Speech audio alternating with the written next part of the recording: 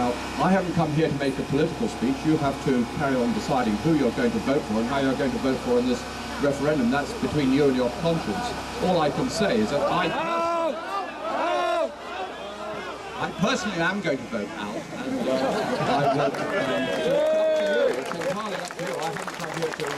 I'm going to carry on supporting the UK Independence Party and my friends in that party, but you have to make their own choice.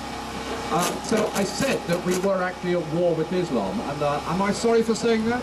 No, I'm not sorry, because we are. And it's not a war that we have actually chosen to be in. Islam is at war with us, because Islam is at war with unbelief throughout the world, and it has been for the past 1400 years. And there are waves of Islamic conquest. It started off with Muhammad sweeping over the Christian Middle East, and then into places like Persia and India and destroying Hindu civilization, and then going into Africa and taking Africans as slaves and starting up in... Did you know there was another slave trade? The British didn't have a monopoly on the slave trade. That the Muslims had a slave trade in Africa going back hundreds of years before the British arrived. It was the British, by the way, who put an end to that, and that is not something which is taught in our schools, and it's something which bloody well ought to be. So what I'm trying to say, ladies and gentlemen, at the moment we're in a war, but it's an ideological war, and if we're going to defeat Islam, we have to defeat it on an ideological level.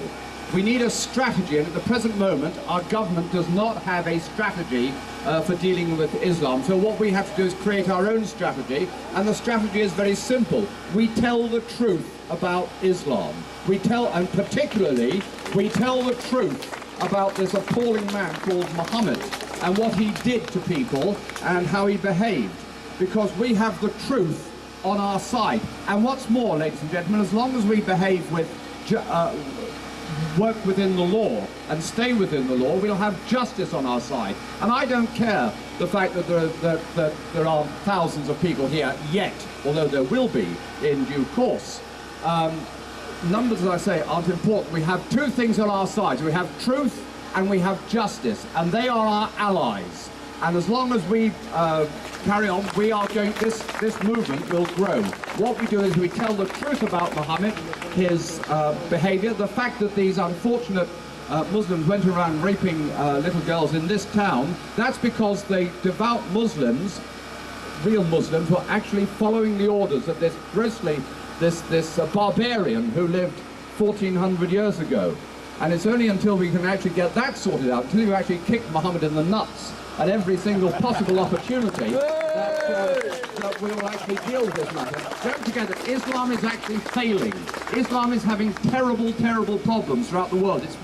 It's clashing with modernity.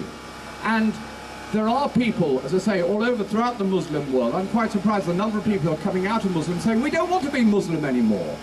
And Muhammad has come here, and he's come here, you know, at risk of his life and limb to come and support us. We have to support this man, because we have to support the fact that there's not just this one individual, there are hundreds, there are thousands around this country. Right, so we have to work for the program of Muslim emancipation, and once we do that, Islam will be on its way out. I dare say there'll always be a few people, and I dare say it'll be studied in universities. That's the best place where you should keep it.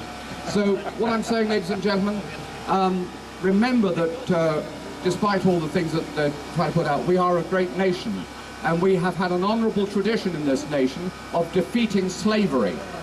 And our parents, our grandparents, even our great-grandparents stood up in the face of the threat of Nazi aggression in order to hand our freedoms down to us, ladies and gentlemen. That gives us a duty, not only for us, but for our children and for our grandchildren and for our great-grandchildren, that we can hand those freedoms on to them.